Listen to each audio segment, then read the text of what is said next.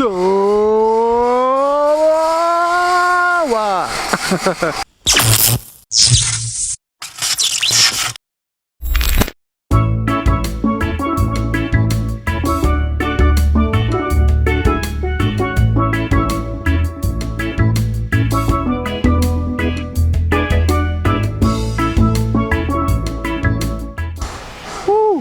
Medyo mainit dito guys. So hey guys, welcome back for another vlog. And today, medyo ano yung araw dito guys. So today guys, nandito ako ngayon sa Tomorrowland Resort dito sa Leyte. So guys, dito sa Tomorrowland is so very amazing. Why? Because you will have the greatest view, the panoramic view from Ormoc City to Alvera to Baybay.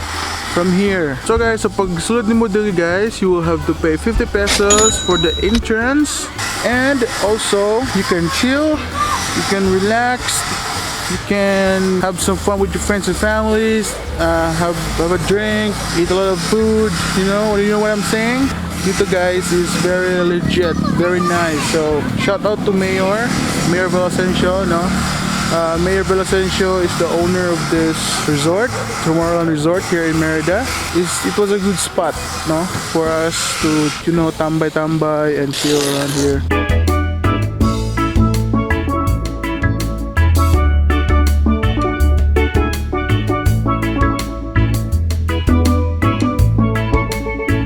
So as you can see guys, naghuhud ako dito kasi mainit, no? Mainit. So dito sa guys, sa Tomorrowland is we're just gonna have a cottage or a floating cottage. It depends on you. Depende guys if magpo-floating cottage kayo o hindi. If you're talking about the cottage guys, it costs 500, but the expensive one is the floating cottage, which is 1.5 per 1 day. So which is which? You choose.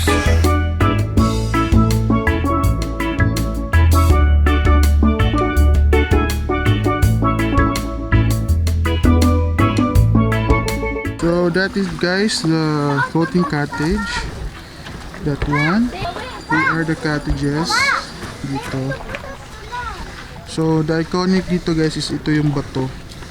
Panilagyan nila ng tulay-tulay.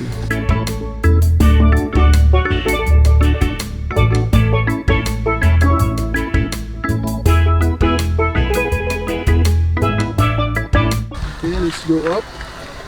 Pwede pa rin masaka? I don't know if pwede pa rin masaka. Wala namang warning signs. Pwede masaka. See? Dagat. Yeah. Daming fish oh. Dito yung view. From the stone to here. Yeah. The wide view. Very nice, right?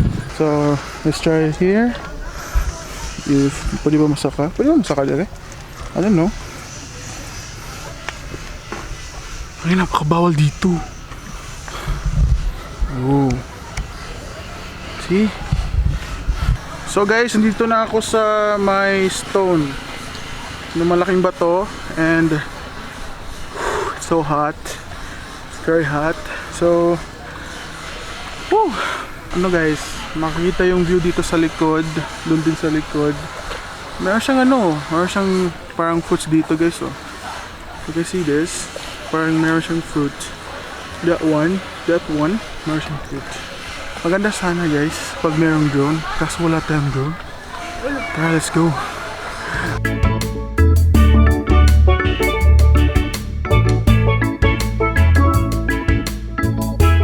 So guys, if ganahan sad mo magsugba-sugba, pwede sad mo magsugba, no? Makadala mo og inyo subuonon like pork or isda. And of course, ay sad kalimot og dala og uling, you know? So that's for it guys for this vlog, and thank you for watching. Now it's been a while since I didn't do some vlogs because I'm so busy and yung buhok ko. So ebidensya ng ko guys, ebidensya na hindi ako vlog is yung mustache ko, no? Yung mustache. See? And sa hindi pa nakasubscribe, don't forget to hit the like button and subscribe. Don't forget to comment and like. So see you in the next vlog guys. Peace!